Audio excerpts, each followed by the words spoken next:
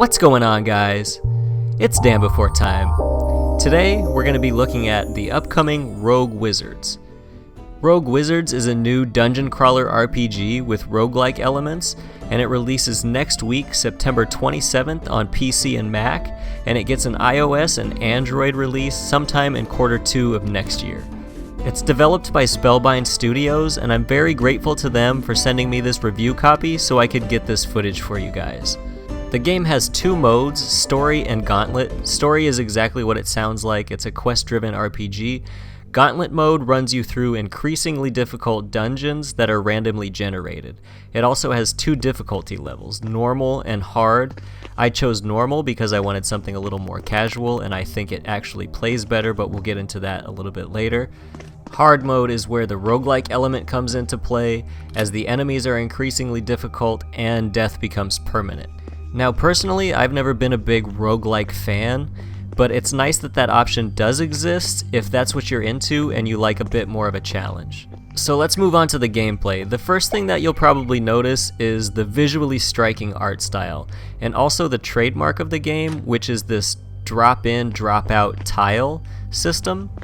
And basically what it does is it allows you to see exactly where your line of sight is on enemies at any given time. It's actually very ingenious. It'll probably bother some people, but I found it to be very cool and very helpful in situations where you're surrounded by multiple enemies.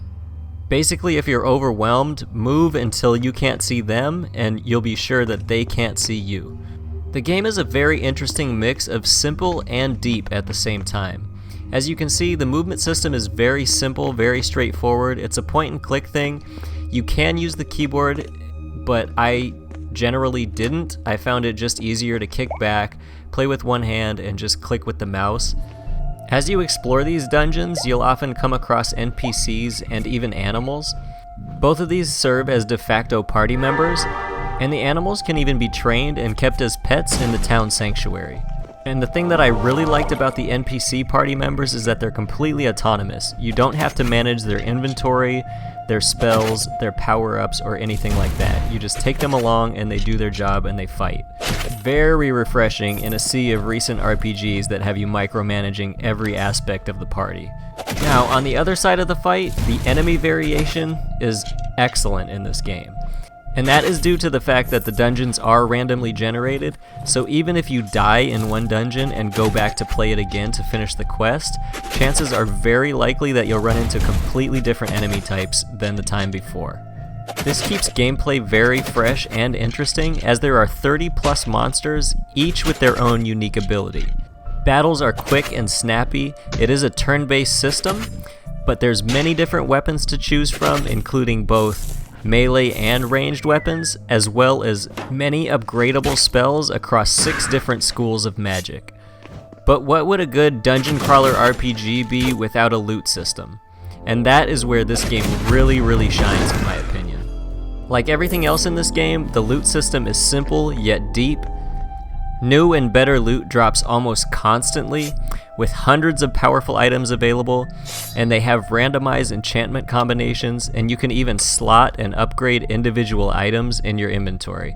It's a really cool, really intuitive system, and I had a ton of fun with it. There's many good, stressful moments to be had, having to get rid of a greatsword that you love and spent time upgrading, because you found a spear with 5 more attack points. And even though the loot system is random, it never feels unfair or frustrating. And any old and unwanted items can always be sold in the town shop or at merchants located within the dungeons. And of course, the gold you earn from those sales can help you buy new potions, weapons, and armor to help you in your next fight. The fights and the monsters themselves never felt overpowered or unfair, and pretty much my only source of frustration so far in this game was me letting my guard down because of that, and forgetting to heal myself, only to be taken out in my first boss fight.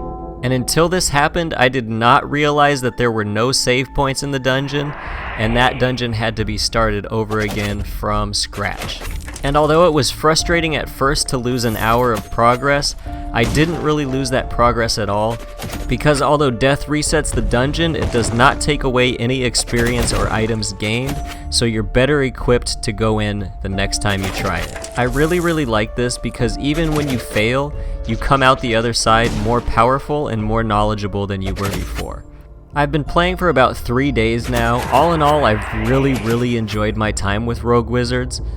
If you're looking for a new RPG to play, and you want something that has that old school RPG charm, mixed with some nice modern day looter sensibilities, I think Rogue Wizards would be an excellent choice for you. At $14.99 on Steam when it releases next week, it's a great deal and it has a ton of content for that price. Replayability is basically endless because of the random generation of the dungeons. And if you really do want to punish yourself, you can always run Gauntlet mode and see how long you can survive. It's definitely a game that's going to be in my regular gaming rotation for a while. What do you guys think? Let me know your thoughts in the comments down below. Thanks so much for watching, guys. As always, I've been Dan Before Time. You've been awesome. And until next time, enjoy your travels.